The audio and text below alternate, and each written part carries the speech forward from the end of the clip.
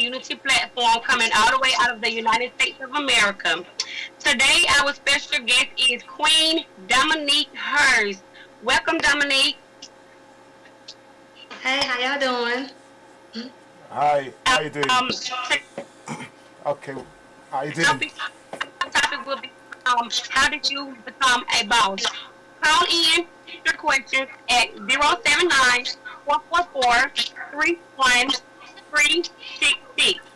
And I want to thank everyone for tuning in. You can also catch the replay at www.blessradio1.com. All right. So, Dominique, we're going to get right into it. Can you tell me a little bit about your background? Okay, I'm a mother of three. I have 3 kids. I'll be 33 this year.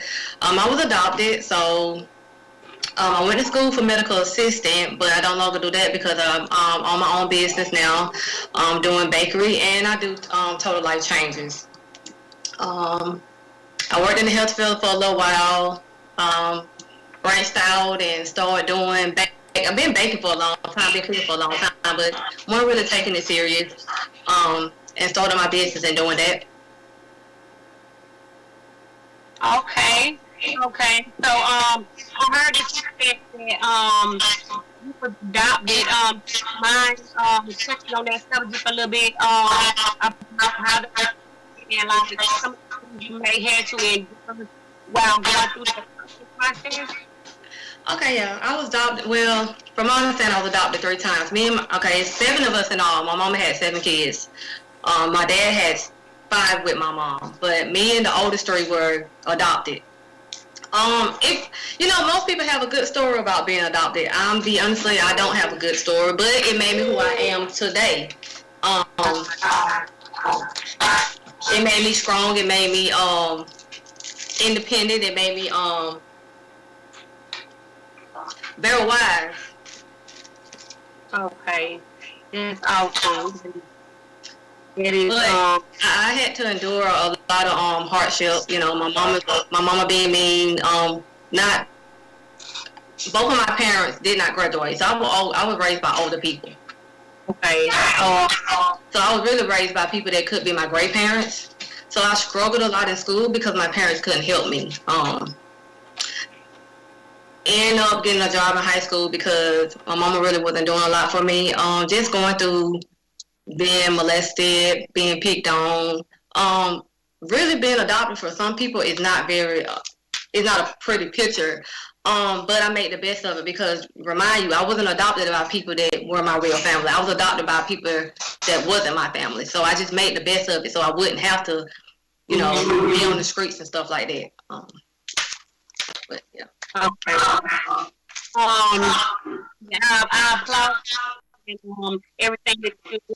I mean, I've been knowing you for quite a while now, and I know that you are a strong woman of faith, and that your spiritual walk has so it has been it ain't been easy, trying to please God and walk this walk. Yeah. I just want to also touch on like growing up, support the support that you needed like after you began to have children.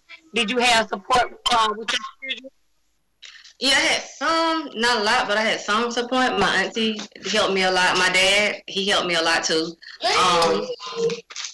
Me getting in the ministry, I had been in ministry I grew up in the church, but I really didn't really get a relationship with God until I was like 17 years old. My hairdresser invited me to her church. Okay. And that's how my walk started and how I really started really talking and really got into ministry like I did. Okay. Well, another question I have for you. How did you plan before you actually started your business, or it was something that you just wanted to just do, or you just started just baking cakes at home, or was it a dream, a goal, or what was it for you? No, I ain't gonna lie. It really wasn't a dream or a goal for me. I'm not gonna lie. I just like God gave us different gifts, and them are one of my many gifts that I was not using. And God also sometimes speak to us and tell us, you're not the multi-millionaire or the trillionaire or whatever you want to be because you're not using your gifts. And we're giving gifts without repentance. We all know that. And I just one day, God was like, I got tired of my situation. I got tired of living, going to work, barely making it. And he just spoke to me. He said, your talents, use your talents. He said, he actually told me, bake your way out of what you in. You have the talent. You have the talent, use it. So that's how I really started doing it. Start baking and stuff like that. I really just let God start using me. I started really changing your mindset and changing the people and environment and making a shift. Like a lot of times when it comes to being your own boss or building an empire to leave a legacy, because you want to leave a legacy, you don't want to be. One of my main things that I don't want to do is preach something to my kids, and I am not manifesting it. And they're looking at me like, Mama, what have God done for you? That's one thing I don't want to do. I want to be a doer of what I'm saying and what I'm speaking. So, that is awesome. When you said, so you got you got to walk the walk. And I don't think a lot of that happening nowadays, that people, they'll say one thing and then they'll end up doing another. So that's good, Dominique, that you're speaking, you're manifesting, and you're doing exactly what you say you're gonna do, and you're walking it out. And you do faith and wisdom to do that. Yeah, I think a lot of times people don't realize you need to use the law manifestation. The law of, a lot of people don't know about the laws. Or one of the books I'm reading is called the 21 Infallible Laws of Leadership. Like, you got to use the laws, because if you don't use them, you won't know how to manifest the things that you want. And a lot of times people don't use them. Right.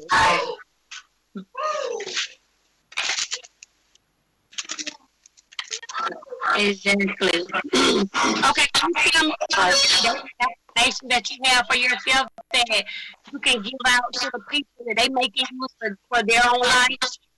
One of the things I learned from being in TLC from Coach Stormy was, I am so happy and I'm grateful for. And what are you happy and grateful for? I am now making, so just speaking, I am happy and putting in the end what you want. If you want to make 7 figures in a couple of months, start speaking that. I am so happy and grateful that I'm now a 7-figure earner in whatever date you put on it. I am so happy and grateful now that I'm healthy. I am so grateful and happy that my mindset has changed. I am so happy and grateful. Like, being happy and grateful, shifting. You got to have positive energy. You got to have a positive vibe. But with anything, your mindset, because if you're speaking one thing and you're not in alignment with it, it's not going to manifest. You have to be in alignment with what you speak. Your words are so powerful, and I had learned it. And not just your spoken words, your unspoken words are powerful too. Sometimes unconsciously you can be manifesting stuff that you don't think that is going out in the universe. So the universe is going to react to whatever you put out. You put out negative energy, you're going to get negative energy back. You put out positive energy, that's what you're going to get back. So that's the one thing, is shifting your mindset. Can I have a question, please? Yes, ma'am. Hi, this is Untitled. Hi, welcome on board. It's lovely hearing from you, girls. Thank you. You spoke about being adopted, and it was a pretty rough adoption for you. Mm-hmm. And then, obviously, I can see now you've actually sort of healed and gone forward, and now you talk about positive energy. Sorry, Bless, was that you? No, that's not me. I'm just listening. Okay, so I was just wanting to know if you can just give me a bit of an in-depth about your adoption. I mean, what was it that was so bad? And were you actually adopted forcefully, or was it, something that your parents decided to do mutually? And then the process of your adoption, how affected you? Something happened, from my understanding, something happened with my baby sister, not my baby sister, my sister, my older sister, and they got taken away. As soon as I was born, I got taken away from my mom too. I was adopted by a military family, and I got adopted by the older people. Just not really that mother figure. My dad was a bad dad, but he wasn't really that. Let me have my way. My mama was very mean. I couldn't go nowhere. I couldn't leave my yard. That's what I mean by harsh. Were you adopted by the same? I mean, in America. Yeah, I was adopted in America. Mm-hmm. It's a black family that adopted you, yeah? Yeah, it was an African American family. Yes. Okay, so that part was okay then, yeah? Yeah, yeah. And they were very strict on you. So you had one parent that was very okay, and the other parent was very strict. And knowing, did you know from day one that you're adopted? When I got older, I understood that I was adopted. I understood. Wow. Well, older, so they never hid it from me. They never hid that I was adopted. Right. So how did this affect you? It really affected me that I grew up being kind of defensive, feeling like I had to always be on the defense because I got picked at when I was younger, with the family, and like I said, I had went through some things sexually that I'm still healing from, but it affected me real bad. So the physical and sexual. Someone in the family or outside? No, in the family. Oh my god. Yeah. Oh my god. Oh my god. So that means you have to see that person in your adopted home life. Yeah. Constantly. Yeah. Mhm. I don't see him like that no more, but yeah, I see him. And is that what made you obviously have a defensive mechanism put into place? But did that actually? Yes, it must have affected you physically and emotionally as well. Yeah. And so, how did you? At what age did you decide to come out of the situation, or were you brave enough to talk about it to anyone, or did you? What did you do after that? To be honest with you, I really just started opening up about it. I just really didn't talk about it. About it. Really? It had been up in the years. Things have been brought up about it, but I didn't really say much about it. Yeah, yeah.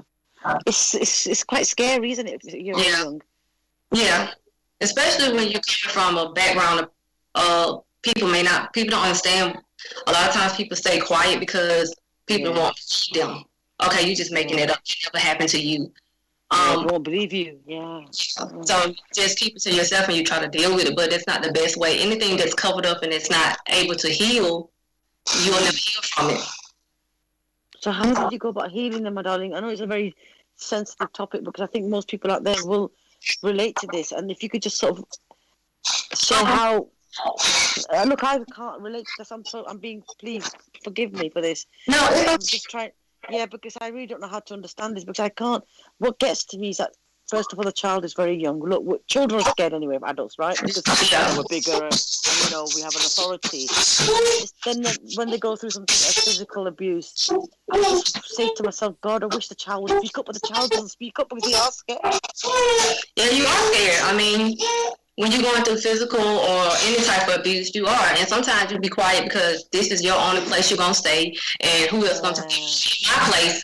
For me, it wasn't like I was adopted and then my family was in the same town. I was got my mom. My mom people are from California. My dad is from Georgia, but his people Appleton. So I didn't have, growing up, knowing who my parents were or who I was. So I dealt with it, but it was in my adult life that I started dealing with because it affected relationships that I had. All my relationships was men, but friendships it affected. So I had to start really peeling back the layers and really looking at myself. I had to really start that because what you do when you don't face that, you're leaking all everywhere, and you might not know you're leaking, and you cannot get to the next level that you need to be in with being unhealed. Yeah. And so I started really just facing the things. What point in your life? I'm assuming that this is probably just one of the factors in your life. Many other factors are involved. So what was your point of your changing point? When I was seeing how much I was hurting inside, and I was becoming angry. I was hurt. See, hurt can turn to anger and frustration. And God started speaking. He said, we need to go back to deal with the source of where it's coming from. This ain't got anything to do with anybody in your life currently right now. This is coming from something else. Let's go back and deal with that. And when I start dealing with that, I start having more ease and pain. Still dealing with things. I have my up and down days, but I really started dealing with it recently within the last year or two. I'm not going to even lie. Just saying, I don't want to be like this. I don't, a lot of times people like you're the victim. I'm not a victim. Everything that happened for a reason. Amen. Yeah. Thank you for that. You're Thank you for welcome. that, darling. You're welcome. Yeah, over to you, Quintessa. Ma'am. Bless.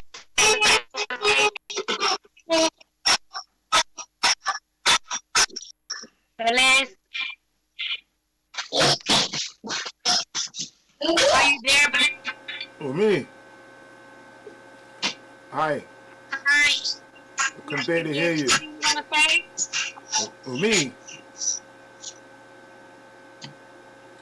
Hi. They're not there. Yes, bless you. Oh, what was Have the you got anything question? to say, bless? Yeah, what was the question? Ah, they're I not. asked, There did you is no have question, my darling. It's what Oh, you cool, want to cool. ask the lady. Oh, no, I'm going to let you guys get on with it because I want to hear what you're talking about so that I can ask some questions to your baker lady. Okay. Okay. What were some of your fears when you began to start swimming? So my fears, am I gonna have enough money? You That said was money. am I have enough money? Really was really money was my main issue. And having the equipment. They're one of my main two things that were my biggest fears. Okay, that was your biggest fear. Okay, so what did you do to overcome those fears? Like, how did you get the money to even get your equipment and even invest in it? What were some of the things that you had to do or go through to get that money so you could run a successful business? Um, my son's sister gave me a mix. She gave me a mixer, so that was one thing that eliminated a business. I had a mixer. I just walked out on faith I just walked out on faith and started baking because as long as you stay in fear of what you don't have, you'll never get to where you're supposed to be. So I really just let me put it out here. I'm just gonna start baking.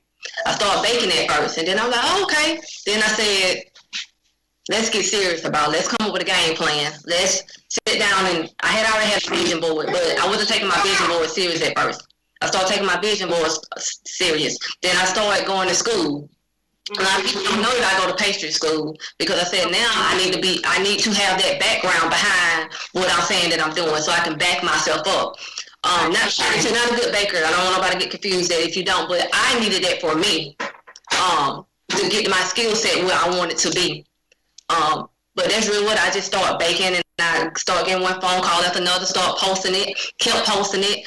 At first I did get discouraged because really wasn't nobody paying attention, but I kept going because I understand that sometimes you just got to be consistent. People have to see, okay, then sometimes people looking at you on social media or wherever you at, they're trying to figure you out.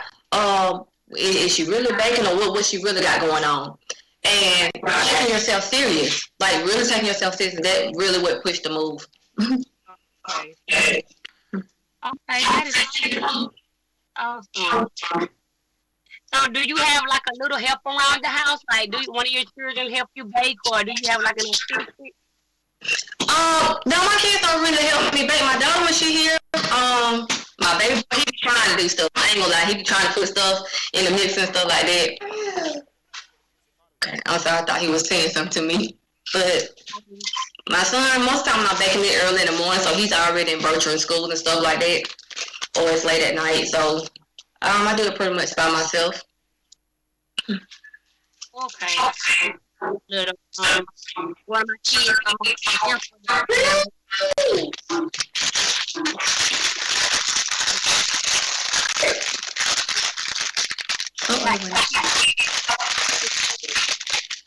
I can't hear you, Quintessa. I didn't hear what you said. I couldn't hear what you said. You have a daughter, and I have 3 daughters. And I know daughter is one of my kids that help me all the time. Yeah.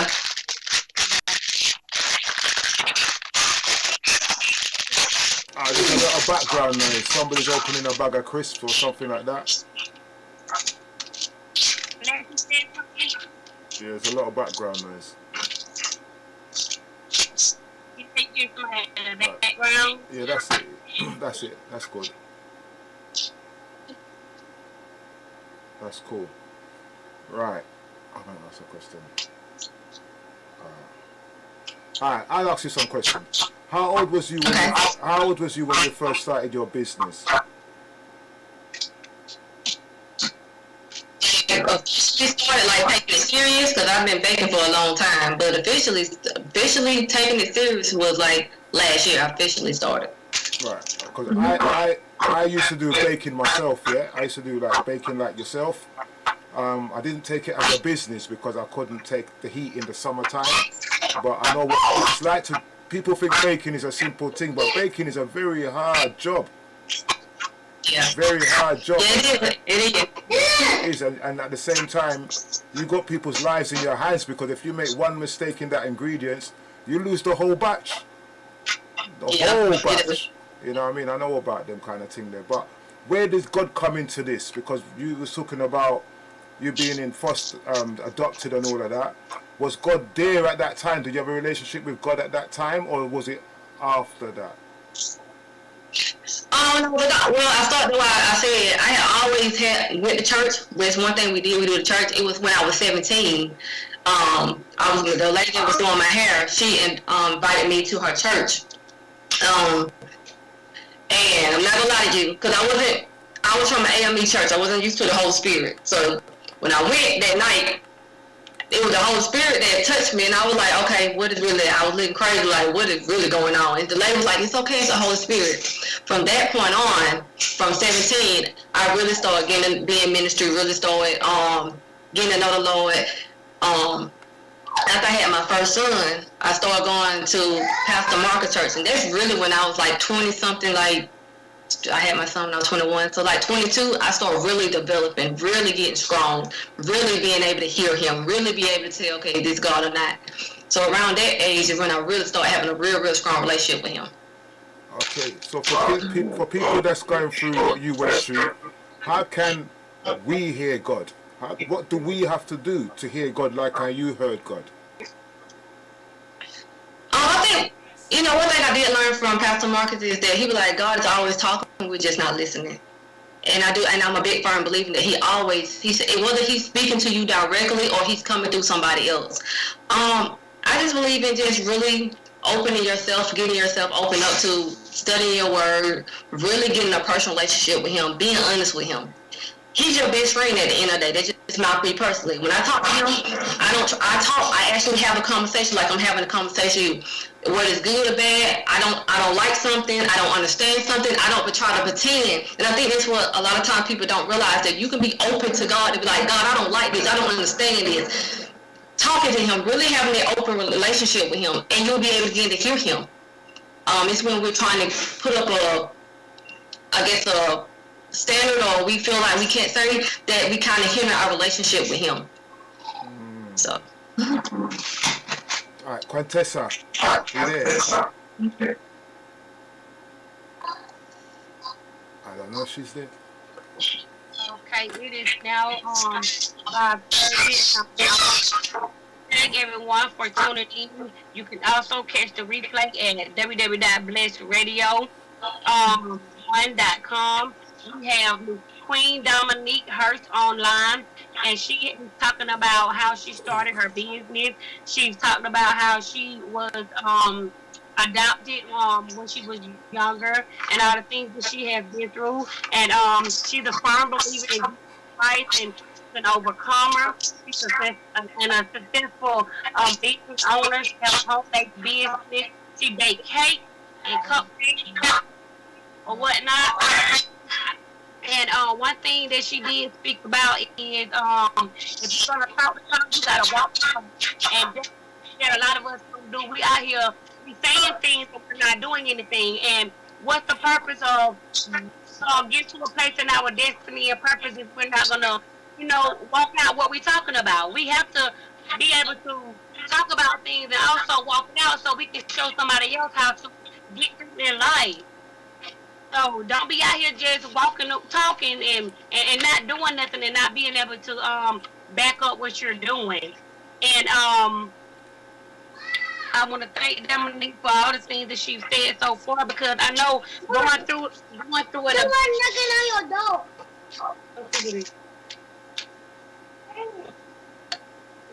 it. Sorry, y'all. Going through it can be very hard and it can very be tough because as an adult, we can be still dealing with issues as an adult that we dealt as a child, and we can carry these things on to our children. So what we don't feel, it will hunt us or it will go to our children. So we have to go through these things and allow God to heal us and deliver us so our kids won't have to suffer through the things that we went through. So it's a must that we give God our issues and let Him help us deal with those things so our kids won't have to be faced with those things because those are generational curses. If we take those things into our adulthood, we pass those things on down to our children. And we don't want that because that's the next generation. And we should be trying to set them up for a better and a better life. And Dominique, I want to know, did you have a passion for baking or you just automatically started doing it? No, I always liked cooking and baking. I did. It wasn't no passion like that, but I always liked that. I think over the years I just got burnt out from just cooking so much. But okay, can you hear me? Yeah, can you hear me? Okay, yeah, I can hear you. Okay, I gotta. This is a serious question because I'm a business owner. I have three different businesses that I'm trying to run, home-based business, and I have been very fearful beforehand to make an investment. What was something that you had to talk yourself into to make this investment? That you knew was that you may have thought at first that it may wouldn't grow, but you just thought was behind your head, like the big picture, like is this really gonna grow? What did you yourself, or how did you talk yourself into making the investment? The big investment was when I went and got my LLC for my business. I was like hesitant, like I needed money for something else. But at the same time, what I was saying to myself was, are you telling every time you cut? Well, let me rephrase this. Every time you finna make an investment, every time you finna do something for yourself, the number one question that you need to ask yourself is it worth it? And if it's worth it, then you should do it, because if you don't believe in yourself and you don't invest in yourself, nobody else will. How you expect for somebody else to take you serious and you're not taking yourself serious? How you expect to build a legacy and you won't invest in yourself? You, for one, will never get anybody invest in you more than you, because you know your vision and your dream. Right. Two, you want to be able to walk in the open doors. So you have to make them investment, them sacrifices, them moves, them big boss moves to get you where you're supposed to be. Right. When you shut down your mindset and when you shut yourself down, you're also saying that you're not good enough, and you are good enough. So a lot of times it's when you're trying to make investment or good decisions on what you want to do for your business, especially if you got multiple businesses. Just walk out on faith and know the bigger picture. Look at the bigger picture. I need to do this because I need to get to where? To what point? If, like, for instance, with TLC or my baking business, I cannot say I want my business to grow and I have not invested the amount of time or money into it.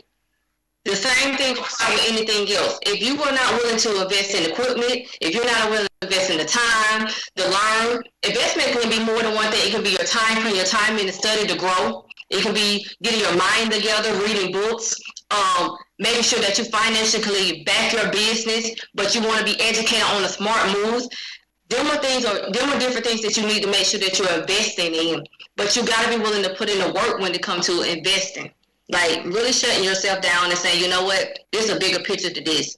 There's a bigger goal that I'm trying to get to. I can't worry about what if or what it could be.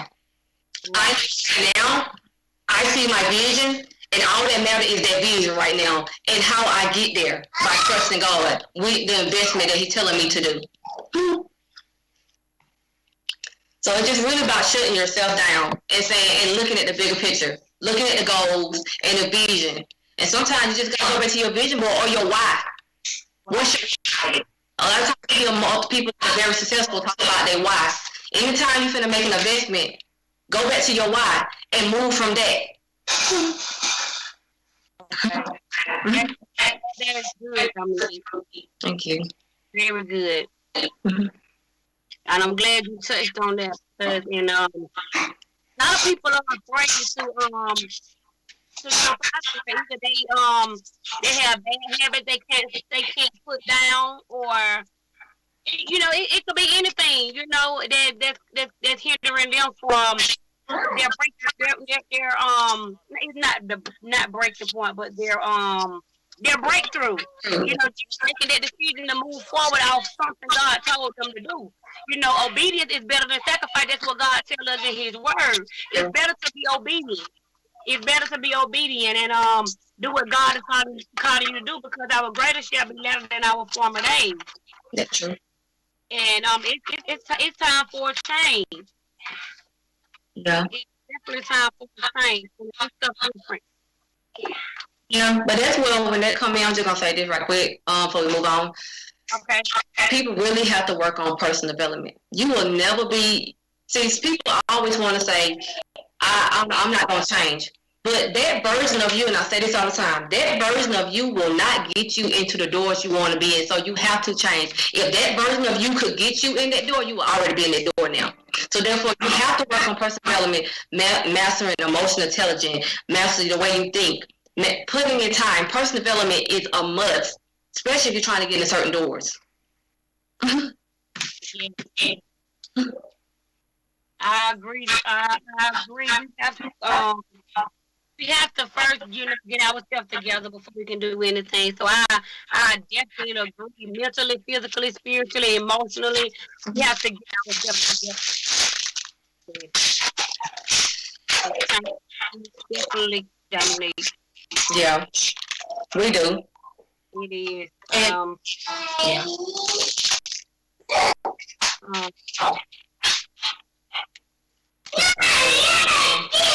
Oh God.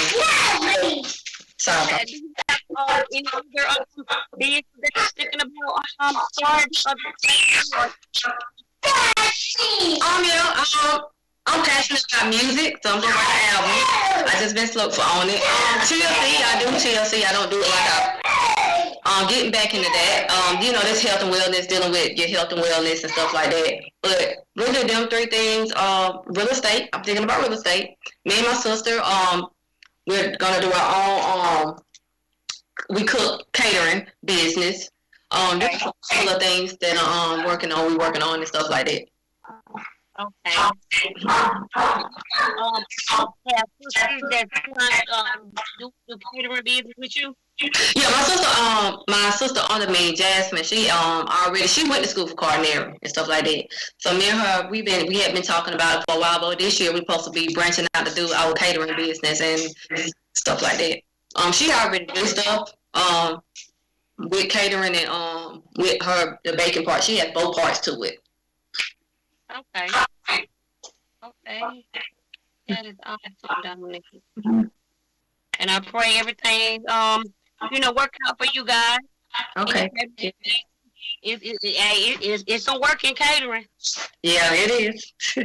You have to be, you have to be dedicated, and stuff or whatnot, because you just really have to be dedicated. Yeah, and I see that from saying my son dad, he own his business, and my sister when she have done different stuff. So I've seen on both sides that you got to really on top of what you own and really, making sure you're giving the people with quality and caring and really budgeting and all that, taking all that consideration and stuff like that. Yes. I would pray that.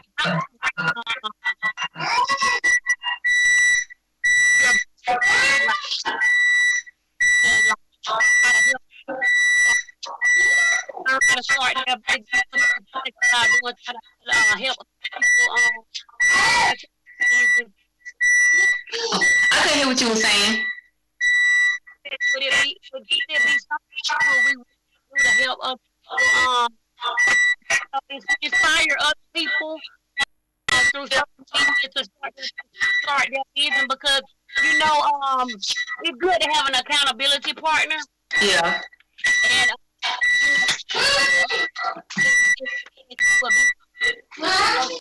like motivate and inspire people to start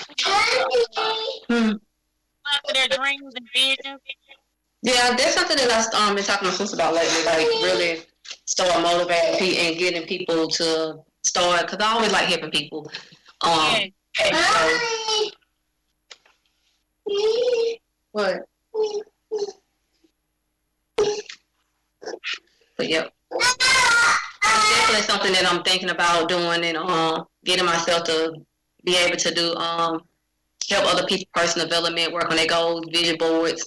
Vision boards are a very big thing to me. Like making sure that you can be able to see the vision, because he said in Hackable, write the vision, make it plain.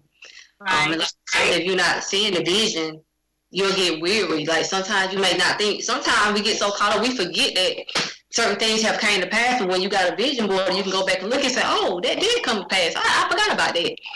And it keeps you focused and give you momentum to keep going.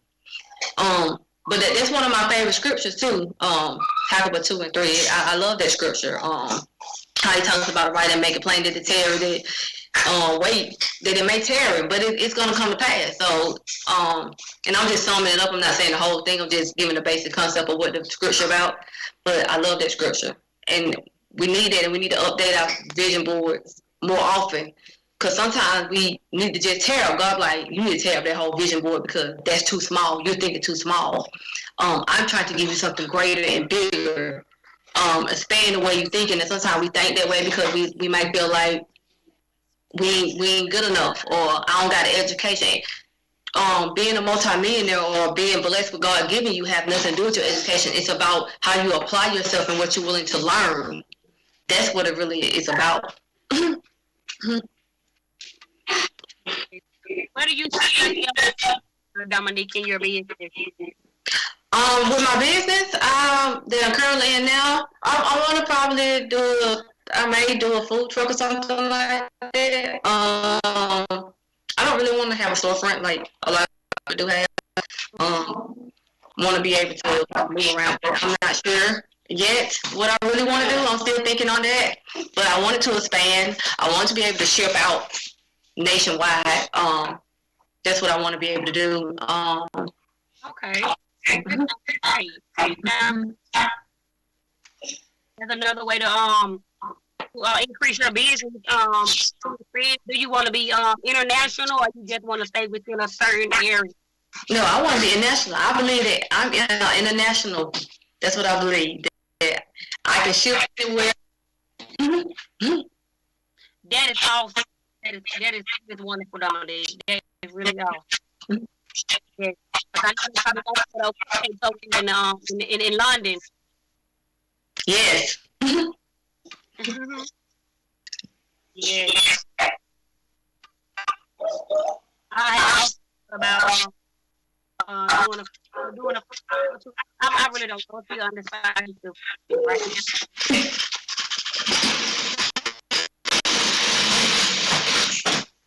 What you saying? I didn't hear what you said.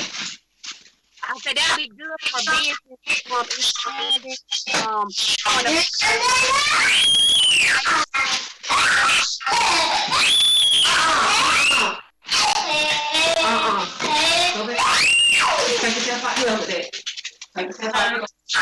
No, I'm telling my son to go out there. He was playing and screaming. I'm sorry.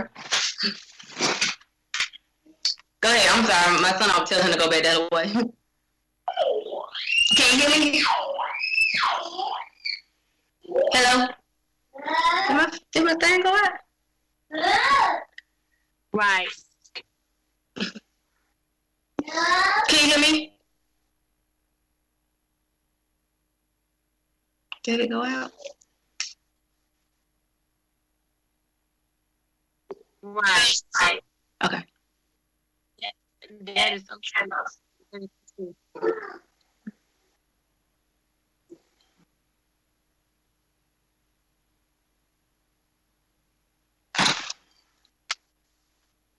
Right. Quintessa, can you hear me?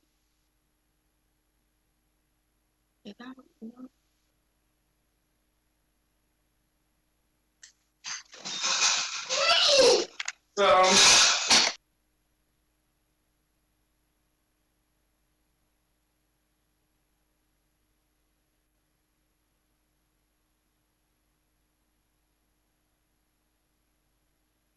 You're listening to Bless. This is George saying keep it locked. Okay.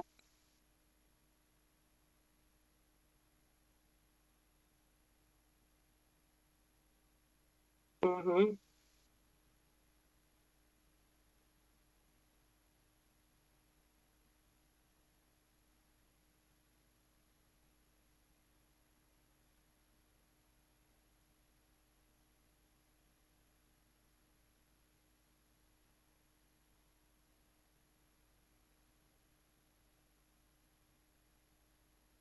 Quintessa, can you hear me? I don't think she can hear me.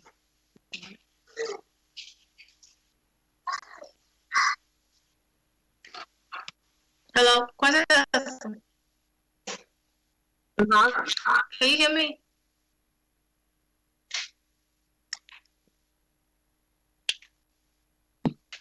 Right.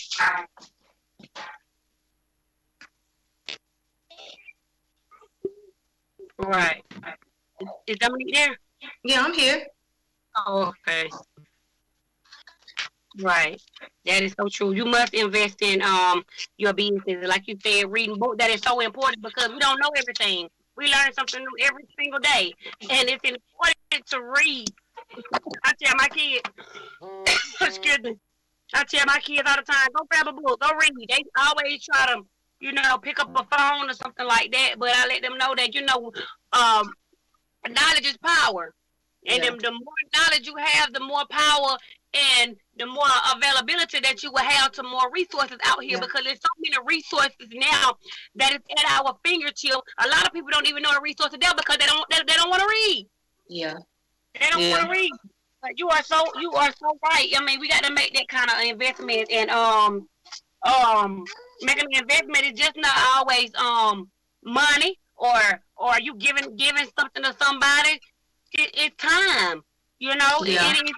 It is most definitely time. Yeah. But our time now, that what's gonna make the difference in our everyday life and in our future and our kids' lives. We got to take out time and read. We got to read and find out information and knowledge, because there's so much out there, for us. It is. It really is. What time? That's true. That's true. Mm-hmm. Okay.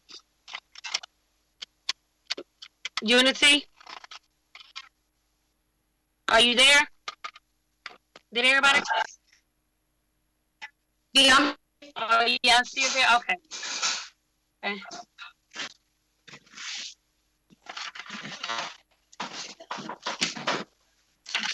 I'm gonna do a recap. We have Queen Dominique Hurst on live, coming all the way out of the United States of America. Tell us about her business, her catering business, and her bakery. She do cupcakes and cakes and strawberries and a lot of sweets for lots of people. Dominique has talked about some of the things that she did in her childhood, and now she's out to a great life with her children.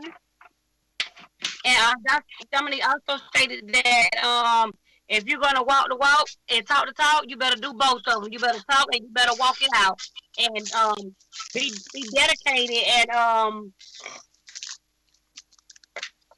be dedicated. And she also talks about how important and how key personal development is, and it's also it's very important that we affirm ourselves daily, because if we don't affirm ourselves, no one else will be able to affirm us or be able to tell us Yeah, we got to be out before we go out and try to life. We have to make we know who we are as a person, as a individual. Get ourselves together. This is most important in our everyday life to affirm ourselves and affirm the things that we desire in life. Yes.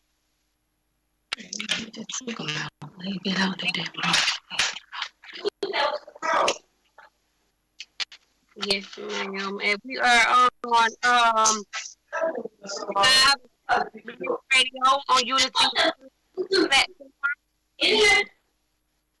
all the way from the United States of America. Does anyone have any questions for me, Dominique?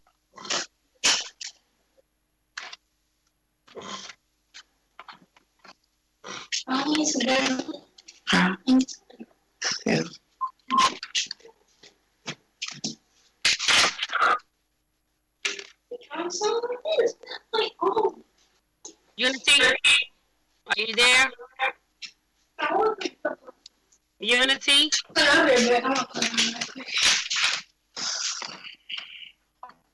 Bless, are you there? You're listening to Bless. This is George would say, keep it locked. Hi, Bless. Somehow we got disconnected. Unity platform. I didn't even know. Unity? Yes. Hi. Hi. We're gonna get ready to wrap things up. What time is it? I think it's 6 o'clock. 5:52. Right, darling. I think it goes to 2 hours. 2 hours. Yeah. Oh, okay. I didn't know. Oh God, you should tell you. I see you got a lot of guests on there today. Jasmine on today.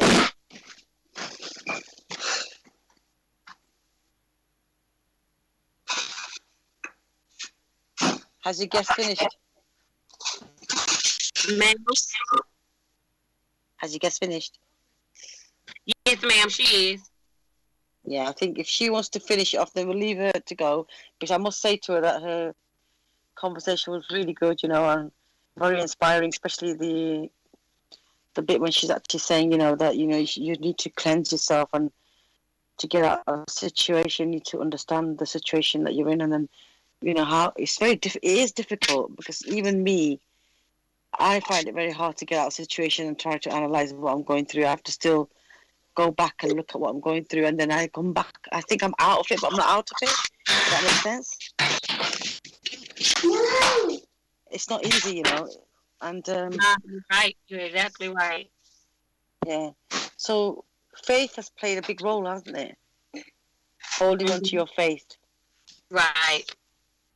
Yes, we must hold on to our faith. And that's what's made her stronger, I suppose. Yes.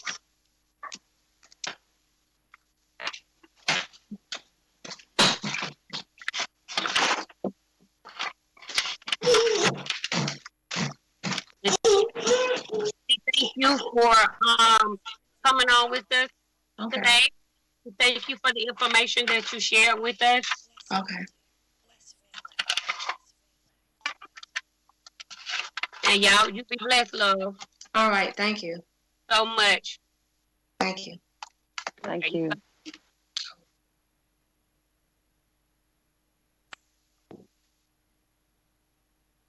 Unity?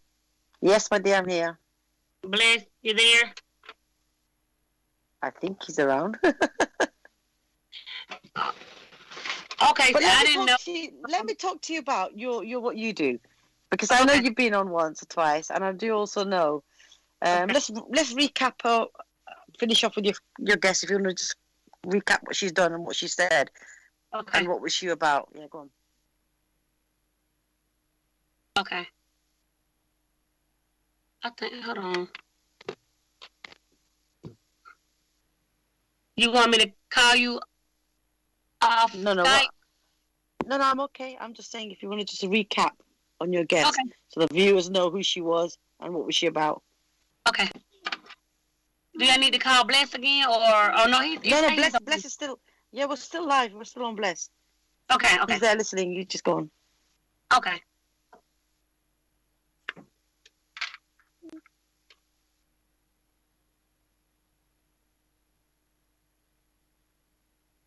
Unity. Yeah. So do you want to just tell me your guest's name, who's left, and just sort of tell the audience who she was? My guest was Queen Dominique Hurst, Mm-hmm. and Dominique. The topic of our this station radio station was how did she become a boss? Move. I'm gonna get you because I told y'all to talk. She hit me.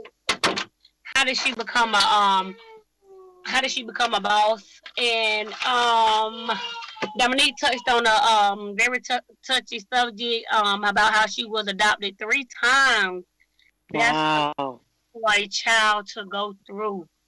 As a child, that's a lot emotional and mentally. Actually, that's a lot to go through. And with 3 of her, I think it was 3 of her sisters, and she also talked about how baking was something that God told her to get up and do. That was gonna be her way out. Bake your way out. She said she had to bake her way out. That's what God instructed for her. And so I know that probably was like when God told her that, she probably was like, "Okay, God, I'm gonna go ahead and do what I gotta do," because, like she said, it comes without repentance. And I've seen her cupcake. I've seen her work, and it is awesome. Sometimes gifts are inside of us but they're hidden because we never tapped into the creativity that God already had placed in us since birth. You get what I'm saying? So it does come without repentance. So now that's an extra income coming to her household. You know, and plus it's something she's channeling. Yeah, she's sort of releasing her anger, her anxiety. Yes. By just staying focused, yeah. And that's her way of actually getting away from her way of healing, really, isn't it? Right. Because they say, some people become some people do drawings, they become artists, and they find, painting is a good way of healing. And that's her way of getting out of it, I suppose.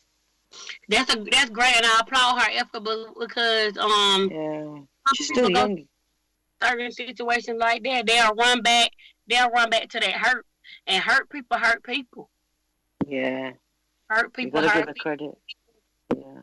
You gotta give respect to sisters who pick you up and then turn themselves around. Those sisters are really much, very powerful. They don't even realize how strong they are. Yeah, that's very strong to turn your anger, anxiety into a business. That's wonderful. That's wonderful because I know a lot of people go to drugs and alcohol, and and some people turn to the same sex, and not right. But like I said, hurt people, and some people don't know how to cope with certain things. And I want to start something in my community to help people, because I've been faced with like so much stuff too that I almost turned the other way, but God, by the grace of God, he kept me, and I turned the thing that I went through into 3 home-based business that I'm running. And when I say I'll be busy, I'll be busy. Yeah. But I could have went and did some other things, but I didn't. Yeah, because I remember you coming on and you were talking about your dialysis as well that you go through. Yeah. And that in itself, I mean, I have to apologize on air because I had no idea that you were going through that. And I thought, oh my God, she's not called me, she's not texted me. What's going on here? And then I found out so it actually weakens you down, doesn't it? It does. It really does. It really does. Does it? And then last Monday I had to go pick up my baby girl from daycare. She's in pre-K or whatnot, and the community that we live in, the county ran out of funds for childcare, and oh my God. and my chair time for dialysis is at 12:15. I have to pick her up by 2:30, so I was forced to miss like 3 hours of dialysis last Wednesday and last Friday, and I was like, that's hard having to deal with a life or death situation, and then your child getting an education. But I had to make a decision, and I said, well, look, I'm gonna call my caseworker, my social worker, I'm sorry, and talk to her about, I need help because you don't see too many young people going to dialysis. You see more older people. Yeah, that's what I was thinking. How did it happen? I mean, what? Okay, we can't say that. It's like me saying, cancer comes to the age of 60. No, cancer can come to anyone, right? Mm-hmm. So yeah, we can all fall ill at different ages, yeah. But yeah. Do you think because you're quite young, so you're coping with it much differently? Mm-hmm. Much differently. My mom had dialysis. She was going to dialysis, so she had I don't know if hers was stage 5, mine is stage 5, but I don't claim none of the stuff that I'm going through. Like, it's the grace of God that I'm still here, and I keep Well, you have going. stages in this, Quintessa? But my mom gave up, and she stopped going dialysis, and she passed away. Oh my God, you have stages in this, Quintessa? You said stages? Yes, I'm stage 5. So what's is that the very severe one?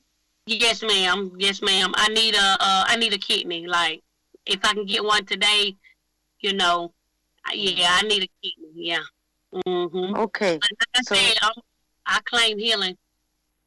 Yeah. So that music I didn't know that they had stages in this as well. I thought it's just you have dialysis and that's it.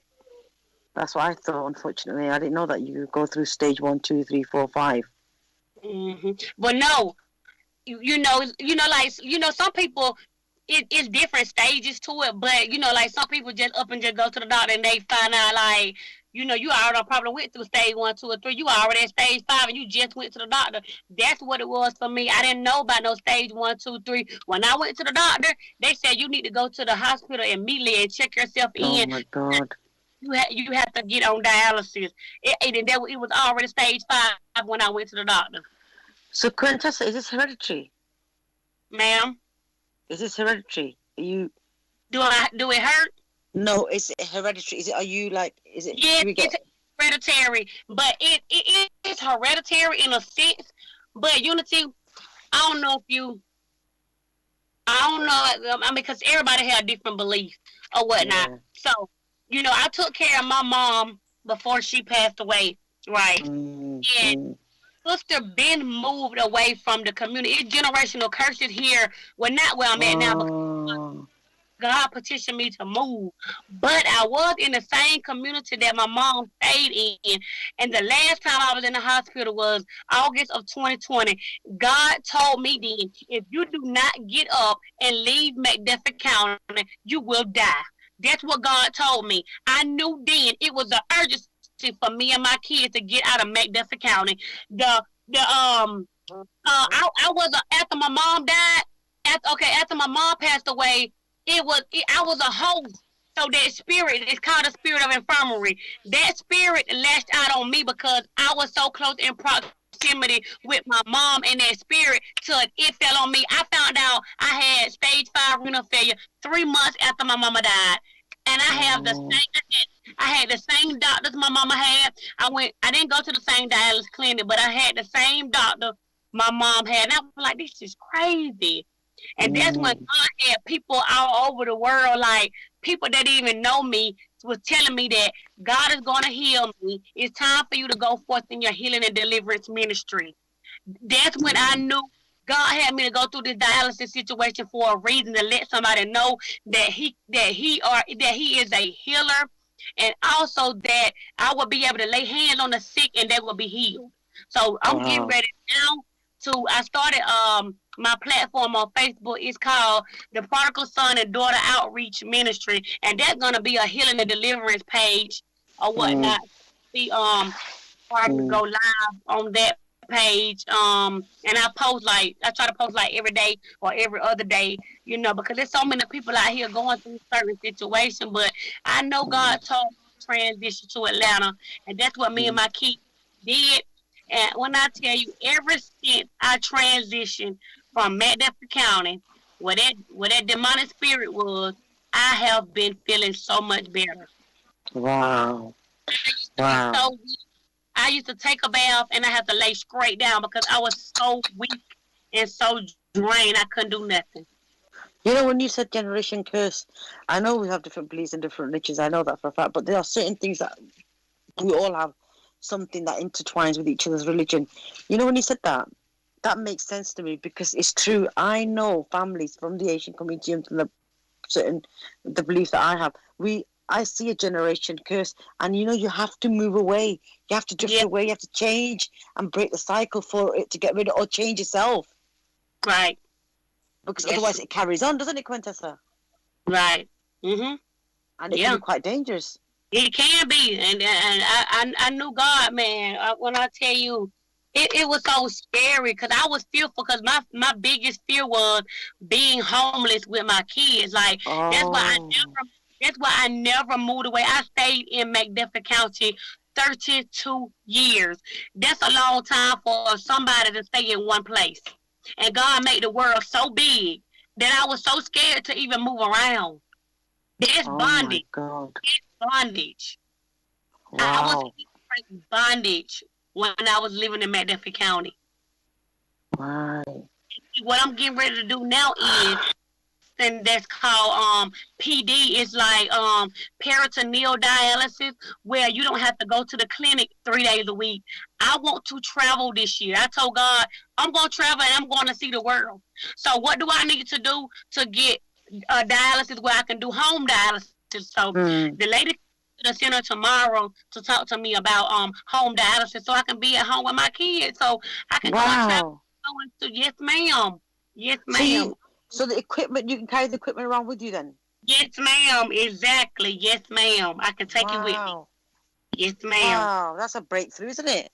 That is a breakthrough. It really is. It really is. Yes, Right. ma'am. I And told is it him, expensive though? ma'am. Is it expensive? Well, my insurance, I have the Medicaid and Medicare, Okay, so it okay. pays for it. Right, cool. And, That's cool then. that's a blessing within itself too. Exactly.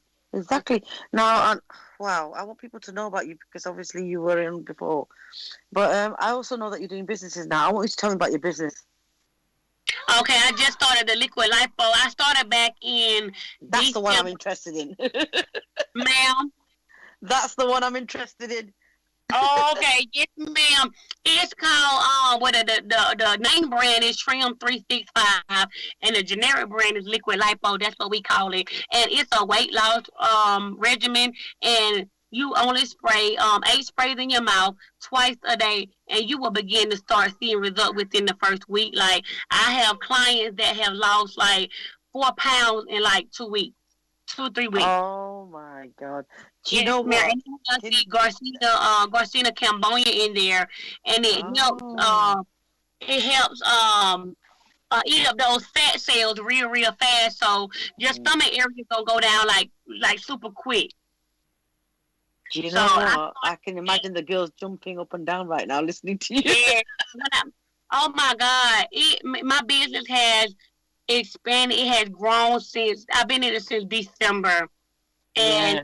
it has grown tremendously. Like I'm making money in my sleep, literally. Good. Good for you because I was going to, as you know, And, I'm interested in this product. and yes, ma'am. And I mean, it's crazy because after I told God, yes, I would transition to Atlanta, that's when business started picking up for me. That's when a extra income came in for me. Now, mind me, I'm disabled with 3 daughters. Wow. That is not enough to support me and my kids, so I had no choice but to start another business Oh God. just to support me and my kids. Yeah. See how strong women are. Never underestimate your power. Yesterday we just had International Women's Day. There you go. It's for Right, sisters like yourself. right. Contessa, those sprays that you're talking about, as you know, I'm very interested in making sure the girls in UK get to hear about this. Yes, ma'am. What I'm interested in is the ingredients. The ingredients, I know it's all natural ingredients. I don't have wait a minute. I I have some out in the car. Can you give me a second to go to the car and get it? Yes, you can. Go on quickly then. Off you go. Right, I'll be right. Right, to the audience out there. Yes, this little potion or magic potion that she's going to bring back here, it actually shows results. And I've seen a lot of sisters that have actually taken this in America, and the effect is phenomenal. Having said that, I actually want to bring this product over to UK and have some trials done over here. And the only way I go about doing that is actually I want to find out the actual ingredients and how we can go about using this. And it's, I don't want no side effects or anything. And then having it shipped from America, because it's quite big down there. And Quintessa actually gets it from her. I think she's an agent for a big company, and then she provides it and gets it from them, and then she sells it forward. So I think she's an agent. But the weird thing about it is that you take these sprays in between the days and in between the hours of your meal. So I think in the morning you take a spray before your meal, you take it in the afternoon, and then in the evening.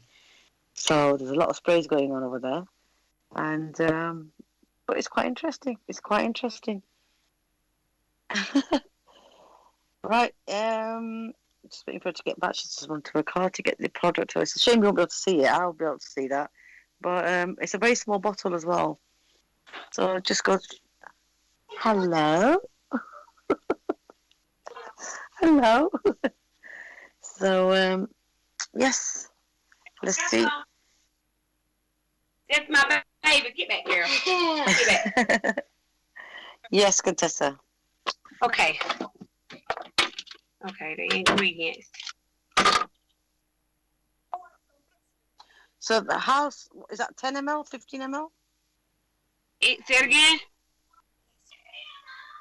Okay, it has purified water, glycerin, strawberry flavor, potassium sorbate, and stevia. Okay, stevia, okay. Stevia is from a leaf extract. Yeah, it's a sweetener, yeah. Yeah. That's what's in it, the Garcinia Cambogia. Wow. And how big is the bottle? It's a can you see this? Yeah, I can see it. So Yes. how is that for one session?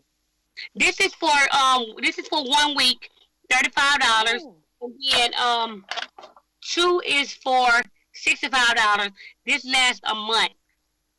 And people have, I'm gonna send you some of the pictures of my clients that I have. Yeah, the testimonials. I've seen the testimonials. Yeah, they're quite good. Yes, Very good. yes, ma'am. Like this, like God did this for me, because when I was in Medford County, I didn't even think. Like, I'm like, what am I do when I get up here? Like, I don't know what to do. But when I tell you God has ordered my steps, He had this lady to reach out to me about being a liquid lipo distributor, and I went from there. And I think this month I'm getting ready to hit a 1,000 rank. Wow. Like I need other people to come and sell it too. Like, because it's because of the results people are seeing. Like, they trying to get other people to come on too. Yeah, no, definitely. This is something I'll be looking into, and I'll be talking to a few girls, and they're quite interested in this. And like I said, we're going to talk to you offline and get the product sent here so I can try it, and then we can show the results. I can send some products over, but I have to talk with my coach or whatever like that. Yeah, but, I'm just waiting. Yeah, I'm waiting for you to get back to me. So we can get the products over there. Yes, Definitely. ma'am. And so, how do you use it then, Quintessa? You said, how do I use it? Mm-hmm. It's 8 sprays twice a day in the jawline of your mouth, so it can get into your bloodstream, and then you have to wait 30 minutes before you eat anything. Oh. Yeah, And wait. that's 30 it. Anything, and that's it. That's it. Spray and go about your day. That's it. And then before you go to sleep. Yeah. That's it. You do it when you get up in the morning, and you do it before you go to bed at night. So That's twice a day. That is so easy. Yes, very easy. Yes. Can you just imagine? I'm just thinking that's a miracle. Yeah, that's what I Magic said. bottle. so many people is buying it because they're seeing the results that they want to see. Yeah. And so what Yeah. else do you do then? Some, That's and one of the then things some that you do. people, ma'am, Sorry, go on, darling. I said some people, they change the way they eat. But Oh. with this product, you don't have to exercise. You don't have to diet. It's still gonna do what do what it's gonna do. But I tell everybody, if you're trying to lose weight, you need to continue to do what you need to do to stay healthy and maintain that weight. Yeah. Eat right, do meal plans. Work Mm. out 3 days out the week. Or whatever like that. That help your body. Go on down. Yeah. Yeah, that's true, because you can't just rely on and expect it to be done. It will get done, obviously, like you said, but it's a slow process. But if you want it quicker results, then it's best to Right. work around as well, isn't it? Yeah. Right, absolutely right. So what else do you do, Quintessa, apart from this? You got two other businesses. I sell meat. Oh, I see all the party pictures. Yeah, I'm doing some of everything. Like, oh my God, Good. I'm Good doing for everything. you. Yeah, the only reason why I'm doing meat is because I would say about December 28th, my kid's father he got into some trouble and he got arrested. Mm, So he's been gone. This is his parole month, so he's supposed to be coming home this month, any day now. mm, So mm. pray for that. So Oh, it's actually his business, but I'm running the business while he's gone. oh. So yes, it's actually our business together, but I'm doing it now because once he come home, I'm gonna let him do that, and I'm gonna try to start working on my ministry because that's something that I know God wants me to do. So I want to focus more on ministry. So I'm gonna really just give him the business back and try to help him invest in a food truck. Well, not a food truck; it's like a refrigerator truck to keep the Mm, meat in. So he yeah. can go around and make money for himself and for the family and stuff or whatnot. But that's what I plan to do, give him back that business. But I sell Wow. oxtails, bacon, Mm, T-bone steaks, ribeye steak, um, pepper steak patties, ribs, what else? Hamburger patties, mm. and beef short ribs. Isn't that nice that you know your partner's not there with you and you're taking care of his things, and you could tell you still love him, okay? I Irrelevant of what he's do. done. I really do. That is I really really, nice. and it's scary because we've been Mm, together for over 10 years. We got 2 kids together, and he helped me raise wow. Carol. And Unity, he married on me twice. Oh, Married on me twice, yes, ma'am. But I have wow. still been like basically right there, like still been there. I know it's not pleasing, to God or whatever like that, but it's just like I was with him when I was like 20 years old, and he was the only man that told Aye.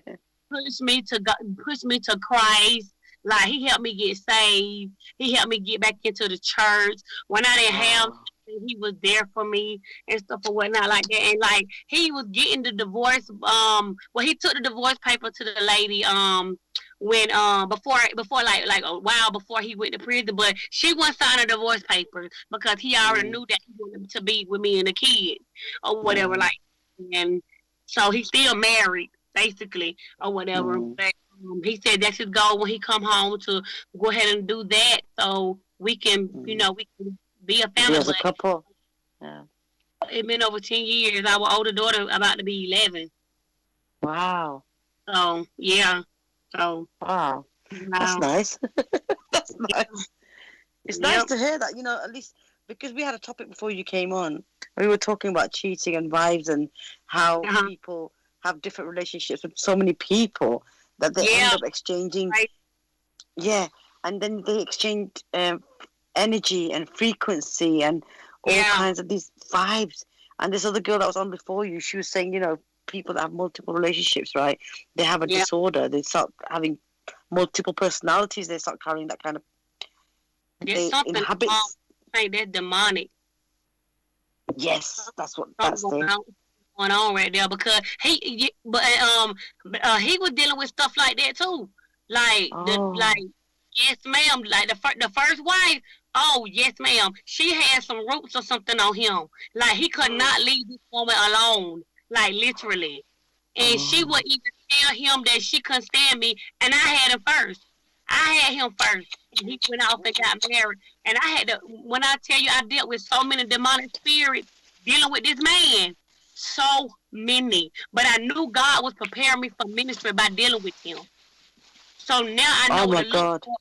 Once I see those type spirits, I know how to address it. And I know what it is. But yeah, because I remember it was another lady he had dealt with too, but he didn't marry her. My daughter, me and my kids are all spiritual or whatnot. And we walked past the house, and my baby said, the witch, mama. Yes, that's what my baby said. Yes. Yes, ma'am, I kid you not. And I called him, and I said, we rode past such and such house. Your car was there and stuff or whatever like that. And my baby said, my daddy, the witch, or whatever like that. And he said he felt like he had some kind of evil spirit on him. Yes, ma'am. It's just like I was doing everything right as a woman in Christ, in God, but it's like he couldn't stop messing with other women. Yeah. And then it's like I kept putting him out. And it's like he was going running to these other women, you know what I'm saying, for safety and security. But see what he was, it's like he was a boy trapped in a man's body. He didn't know who he was. He didn't have no type of identity crisis. He would have an identity crisis because he didn't know who he was. That's why he was running rampant with all these other women, because he didn't know who he was in Christ. He thought it was okay to do this. That's not okay. And I'm sitting here praying for you, you know, carrying you in my spirit, like, you know what I'm saying, saying about your children, you know, by myself. You're not really helping me like that. I'm doing all this by myself. When I look back over my life, I'm like, you know, I'm really strong. I'm a really strong person, but I thank God for giving me the strength to endure. But I'm at a place now where I want to share my life with somebody. I want my kids to have a father. I don't want to continue to do this by myself. And like I was telling him yesterday, we was on the phone, and I told him, I said, I love you, I miss you. I said, but at the same time, I'm scared. Yes. The things that you did before. But he was like, he told me this, Bless. He told me, he said, he asked me, he said, have you been reading your word? I said, no, I haven't been reading my word like I should. He said, that's the problem then. He said, because love is kind. And because I've been frustrated, like I get angry with him sometimes or whatever, you know, because, you know, raising 3 kids by yourself and then trying to take care of the household. You got car insurance, car payment, lights, gas, water, paying all that by myself. Like, it get frustrated, and then not no companion to hear to help you. It's not easy. No. It's not easy. No. Yeah. You know, it's really, you just mentioned something which, like I said to you, we were talking in the topic before you came on and about this, and I was thinking, nah, it can't be that bad, you know, because men are always out there dating girls. It's always when the women get into a lot of relationships and they get this, they bring down these vibes, but you're just telling it quite straight, because it's very few that men say that we get affected. They're always saying it's the woman that gets affected. Yep. Isn't it? We get the blame. No, girls should not go out there and be promiscuous. They should go out there, be with more than 1 or 2 partners, because it's not good for them. And I've been saving my. I mean, like I told him, I said, you better come on home, because, you know, I'm about ready to mingle, you know. Yeah. I told him you better come home. That's why. Yeah, I mean, and you know what? And it's crazy because, like, I used to love to, you know, be intimate, you know, but God took him away, because I told God to show this man my heart, and I said, if he don't mean me and my kids no good, remove him. When I tell you, that same week he got arrested. Somebody came and knocked at my door. They said your baby daddy went through a roadblock and he had drugs on him, and they arrested him. Yes, ma'am. He denial. He told me, he said, they got me locked up for nothing. I was like, how you locked up for nothing when you had an illegal substance on you, and it's not legal in the state of Georgia. It was only legal in the state of California when he was living in California before, and he had medical marijuana license or whatever like that. So he was in denial, and I'm like, you know what? I can't talk to you because you still in denial about what you're going through. You're not there for no reason. You're there because you had an illegal substance, and you're gonna do your time. Yes. He had So to when literally, you, God had to literally separate us for us to grow. I had to grow, and he had to grow too. But I kept telling him, wow, the whole time we was in a relationship over 10-something years, I was like, we got to stop talking. Like, we can't keep shacking up. This is not pleasing to God because I got ordained as a minister on my 30th birthday. I'm an ordained minister. So God gonna hold me accountable versus you. You know what I'm saying? So yes, I'm like, I can't do the thing that you want me to do no more. yes, You know, if you want to be my husband, you got to line up to what God's word is saying concerning this family. yes, You know, so yeah. And my daughter yeah. started prophesying and preaching and laying hands and stuff before I did. And my pastor told me, she said, if you see the stuff that your daughter doing, she said you're supposed to be doing the same thing your daughter doing. Wow. Yes, ma'am. My oldest daughter. Yes, ma'am. See, Mm-hmm. Quintessa, it doesn't matter what religion we are, what belief we are, because there's one Yeah, thing that we all do believe in, right? That we are human beings and we have to take care of ourselves and not get into this kind of, animal behavior, basically. That's what it is, isn't it? Having yeah, 6, 7, 10 partners and not understanding that how sacred we are and our body is and how we need to right, keep it, preserve it and pure, keep it as pure as possible. right. See?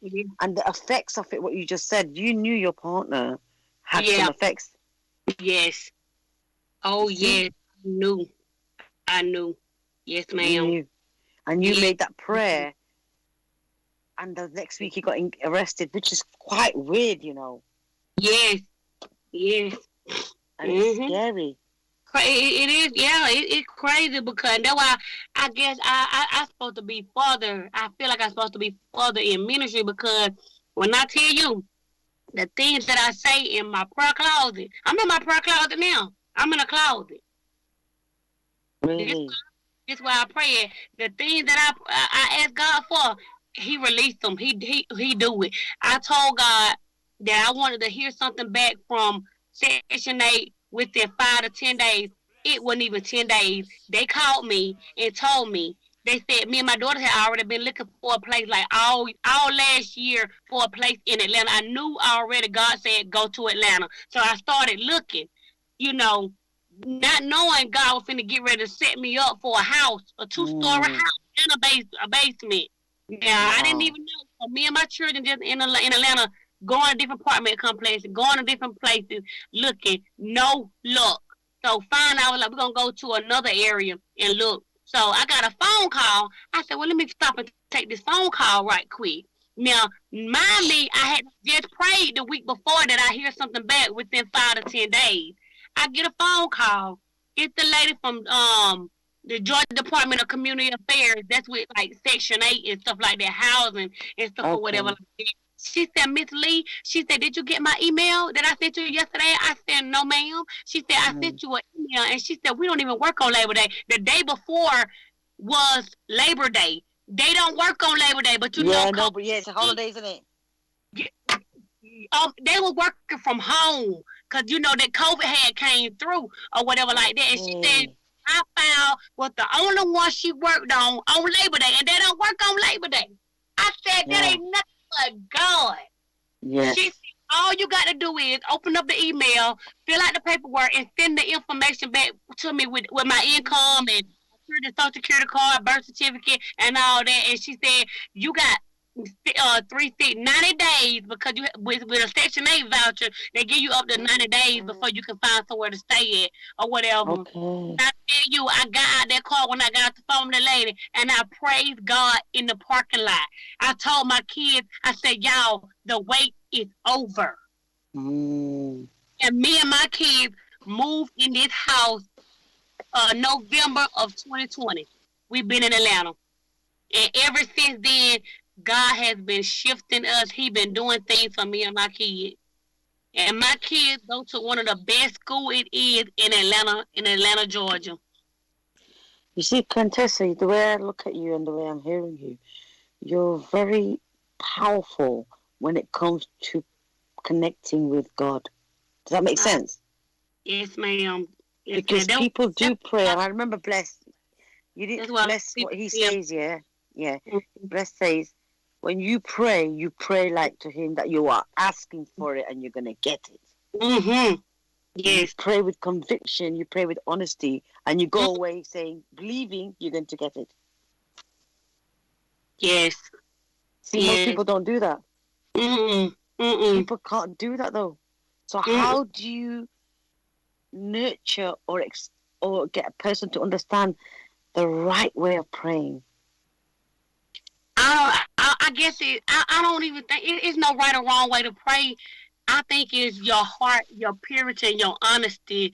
Because like I used to tell Shay, that's why I thank God for sharing Nika, man. When I tell you, I thank God for her because she has really, really helped me to find my identity. Like, That's it. literally, like, oh my God, like I love this girl so much. I don't even know if she understand how much I care about her. And every time I talk to her, I tell her I love her, and because I do, because I mean, for a long time I just really thought I wasn't nothing. Like I used to sleep on a blow up mattress at my mama house, like with my first child. Like I just didn't really think I had no life, like or no future. I really felt like. And now, like, she helped. She was my accountability partner. She motivated me. She said, Queen, don't do this. This is wrong. You better than that. We're not going to do this. She used to call me. She used to pray with me. Oh, my God. Like, oh, my God. I thank God for her. I really do. It just shows, really it, ma'am. How a difference one person can make. Yes. Yes. I mean, yes. When the opportunity came for this right here, I was like, okay, let me jump on this. This is something where I can start talking because I was so mute as a child. Everybody told me, and I tell my daughter this to this day, and I'm guilty of it because I tell her, I said, you talk too much. I tell her that. I do, and that's what I was told. I was told you talk too much. You don't know when to be quiet. Like I was told this as a child. Like I was muted. Like I didn't say much. But it was so much inside of me as a child that I didn't get a chance to say nothing. So now, I'm talking. I'm saying whatever God want me to say. And I know that's why my child is the same way. It's a generational inheritance. Like my child taught because I taught. You know what I'm saying? Like she get it from her mama, and it is spiritual at the same time because we can help change a lot of people's lives. Because a lot of people, like you said, a lot of people not doing this. They don't know how to get through to God. You know what I'm saying? That's what I'm saying. And how can you? But you said you have to be very honest and sincere, which is true. But still, I see and hear a lot of sisters say, you know what? I can't be bothered because God doesn't listen. Yeah.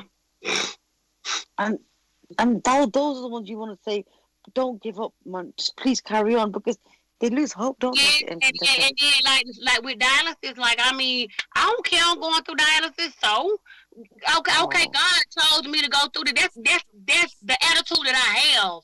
Like okay, it's God's will that I'm going through this, not my will. And so I always tell God, not my will, but your will. Whatever you want me to go through. Like I lost my mama. Like I was right there when my mama took her last breath. I said, Mama, it's okay if you ready to go because she was tired. I knew my mama was tired. I took care of my mama. I was cooking my mama her last supper before she passed away. She didn't even get a chance to eat. And my baby came to me and she said, Mama died so you can live. That's what my baby told me. Yeah, and your kids are watching you doing this, aren't they? Ma'am? I said your kids are watching you, looking after your mother. Man, oh my God. You know what? Because they're watching you, it's an automatic. It's automatically they're going to see the care and the love, and hopefully you get the support as well.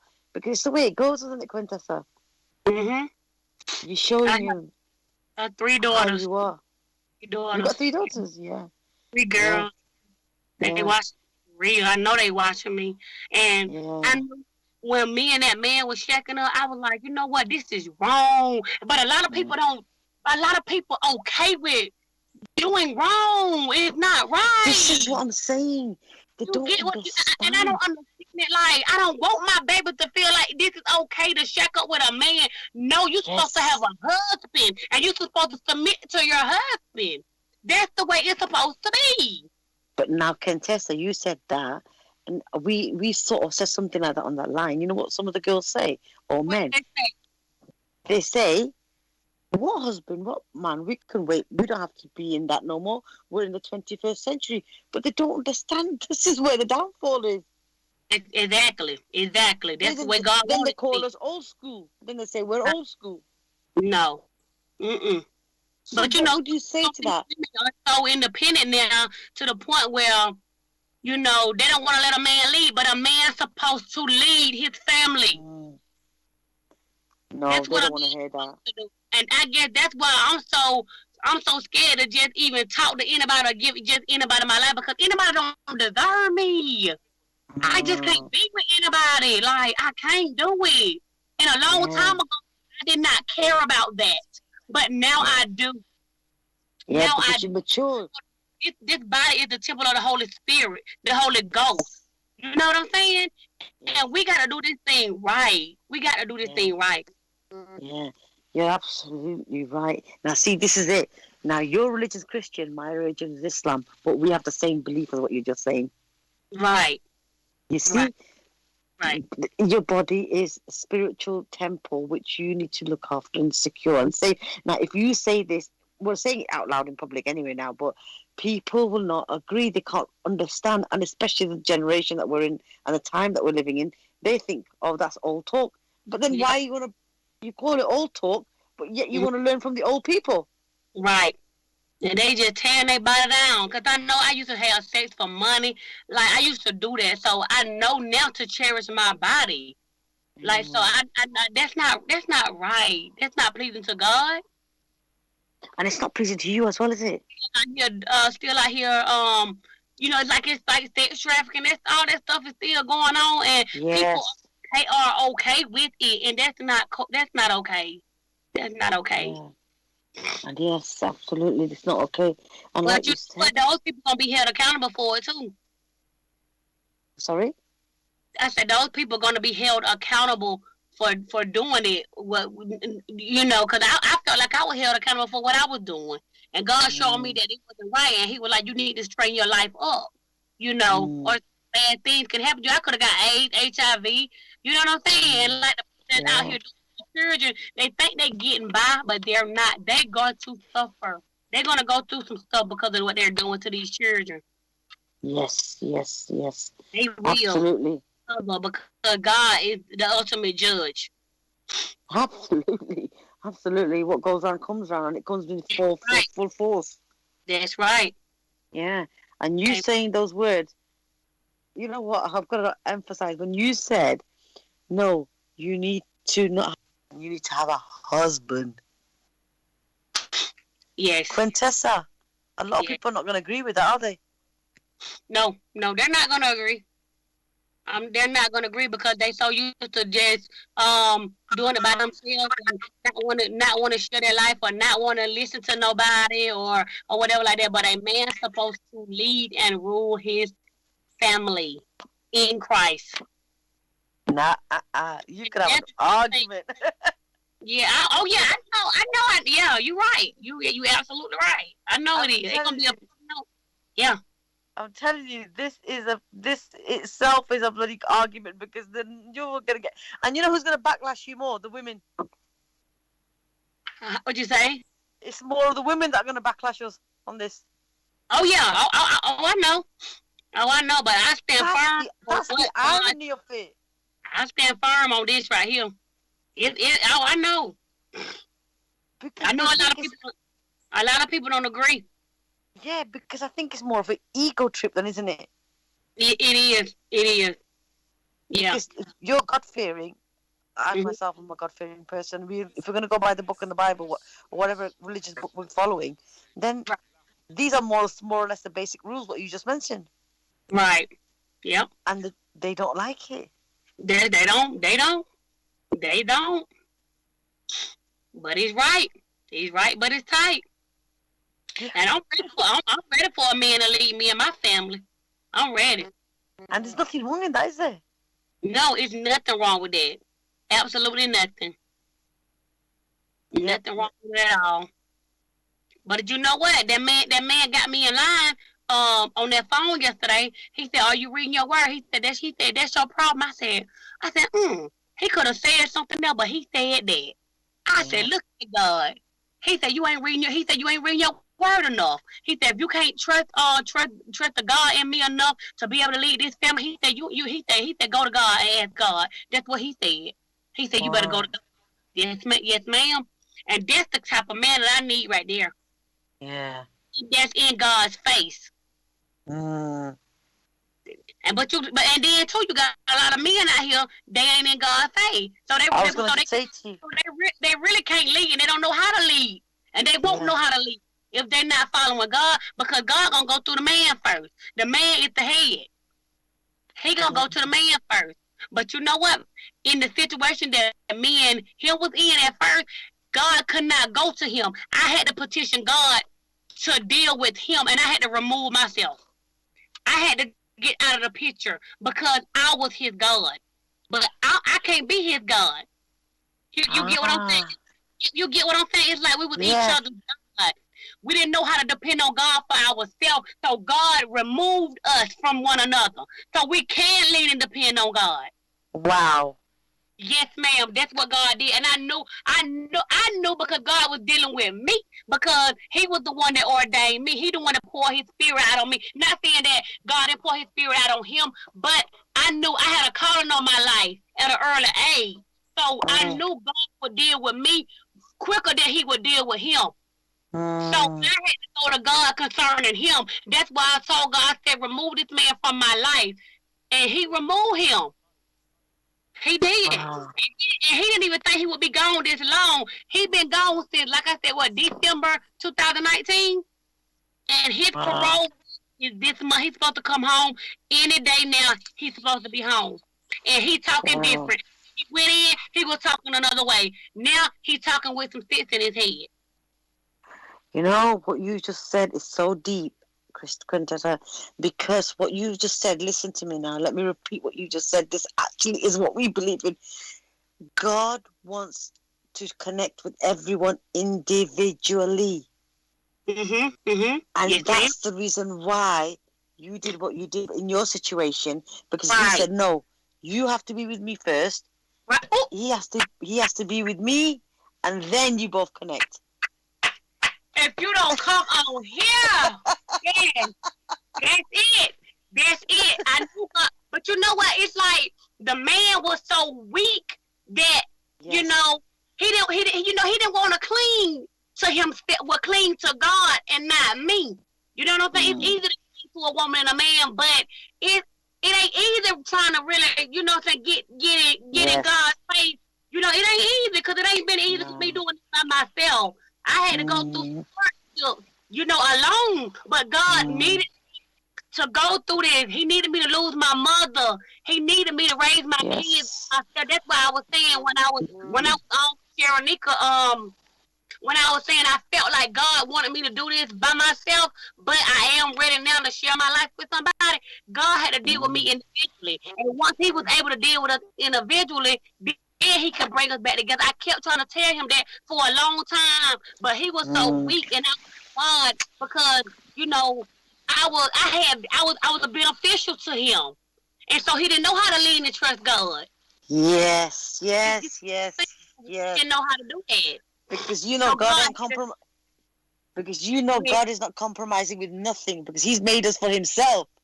Nothing. He a jealous God. Nothing. Yeah. I'm telling you. That is something I'm gonna say amen to.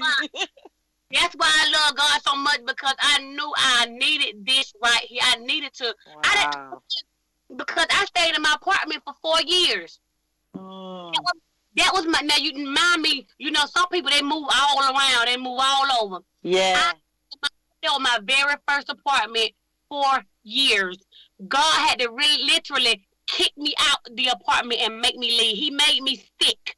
I was literally on my deathbed in the hospital for me to get up and get my butt from down there in that country town. Wow.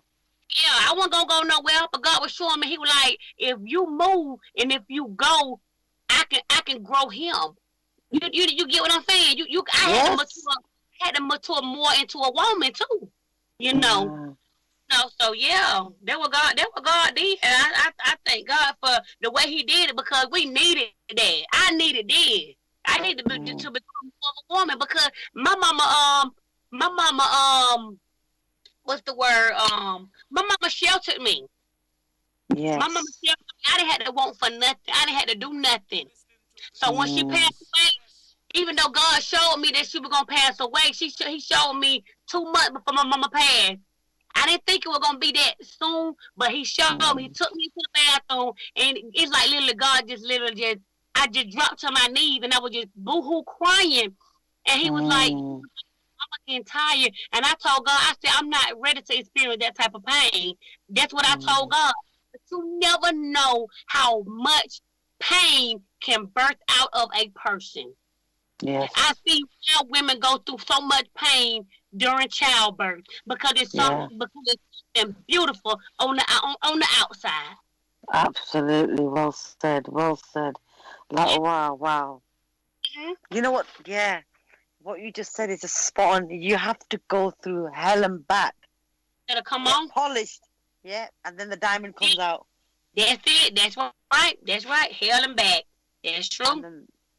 And you just then you find the diamond. Where's the diamond? Where's the diamond? Yep. Look, here we go. Here we go. We ready for whatever now. We can take on anything because we built the foundation on our own. And say for instance, my husband gets sick. You know, if God wanna move me in this house to teach me how to pay bills on my own, then what if me and my husband is married, we get in a life or death situation, he on his deathbed, I don't know what to do. But if that happened now, I do know what to do because God has taught me what to do in you know, or He taught me how to be on my own. And that's and nothing is forever. We came into the world by ourselves, we're gonna leave by ourselves. Absolutely. And then a lot of people fail to realize you got to learn how to be okay with yourself. That's it. You got to be able to be by yourself sometimes. That's what God wants. He wants us to ourselves. Yes, true. And like you, I don't know what to say because it's exactly what I believe in. And the beauty of the whole thing is you, and I'm hoping many of the listeners are here listening today will understand really you've got to hold on to your faith. You've got to have some faith. Right. People lose that, you see. They have no faith. They go, I don't believe in anything. Come on. Yeah. What do you say to that? Yep. So true. So true. If you're strong in your faith like you are, and like many sisters I've noticed when they come out, they go through so much pain and misery and, you know, heartache. The first thing they do is return to their faith and they start holding on to it, and then you see a different change in them. That's true. And it's so crazy. It's so crazy. Because it's like my baby always tell me. She said, "Mama," she said, you need to write your story. She said, you need to tell your story. When I tell you, I've been holding this in for so long, just because of what you just said. The world is gonna look at me crazy or different, like, oh, it don't supposed to be like this. When it's supposed to do, we're supposed to be living by that Bible. Wow. And a lot of stuff I've held in, but around every day.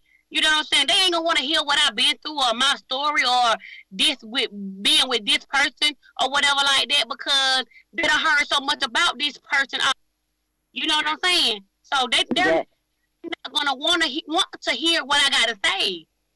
Yeah, but Quintessa, I want to talk about it and tell my story because I know this is me and I'm owning what I've been through. And this can help somebody else.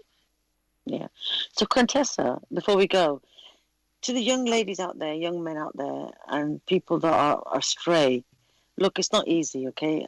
There's a lot going on in Yes. the world right now. And, people even who are actually holding on to faith, like yourself and me, even we feel weak at points, at time Oh, days. Yeah. So, yeah. considering that we're sort of so-called strong girls in that manner, what would you say in honesty, and how can you bring the youngsters to understand the the the the how can I say, the real deep and peace you can get if you hold on to some faith for yourself? What advice would you give to these youngsters to come into this? I would let them know to first take one step at a time. That's all you can do is take one step Yeah. at a time. Because when I tell you, it takes time to build your faith. God bless you according to your faith. If you have the faith to move into an apartment, that's the faith you have. If you got a faith to move into a not 3 bedroom, but a three 2-story house, that's your faith. That's the way God gonna bless you. So I would tell you, take one step at a time, because it's not gonna happen overnight. It's not gonna come overnight. You're not gonna stop Mm, doing anything overnight. It's a mm, process. Allow God to mm. process you and take you through Yeah. the stages to get your faith to where it needs to be, and then He can bless you accordingly. It takes time. Patience, It time, yes. really does. It really does. It really Yeah. does. And like they say, you don't build an empire in a day anyway. Right. So that's the way. Thank you so much, Contessa. You're I want to welcome. thank you so much for giving such good feedback to the youngsters out there. And Yes, may you ma'am. always stay blessed. May you just keep everyone in your prayers, Contessa. It Ma'am. looks like God's listening to you more. Yes, ma'am. Yeah. You need to keep everyone in your prayers, my darling. Keep blessing me, everyone, and yourself, the Okay, whole yes, world. ma'am. Okay, yes, I ma'am. see your Y'all, little baby there. Give her thank my y'all love. so much for the opportunity. Thank y'all so much. You're welcome, my darling. Do take care. Give my love to your little girl. I can see her from there. Ma'am, my little girl. Yay. They right here. Hello. Oh, She, thank hey, you. y'all. Hello. Hey! I Hey! You got no shirt. Put the shirt on. Okay, bye-bye. Bless, you still there? I think he can't go. Yeah, I'm here. How you doing? Hi. Okay. All right. None of that then. All right. Yes, bless. Yeah. Thank you. Yeah. That was good, wasn't it? I listened to the end of it. I listened to the end of it, but I didn't listen to all of it. You know what I mean? But yeah, that's it. That's you now. Come on then. Right. Come on then. Stop it. Right. So that was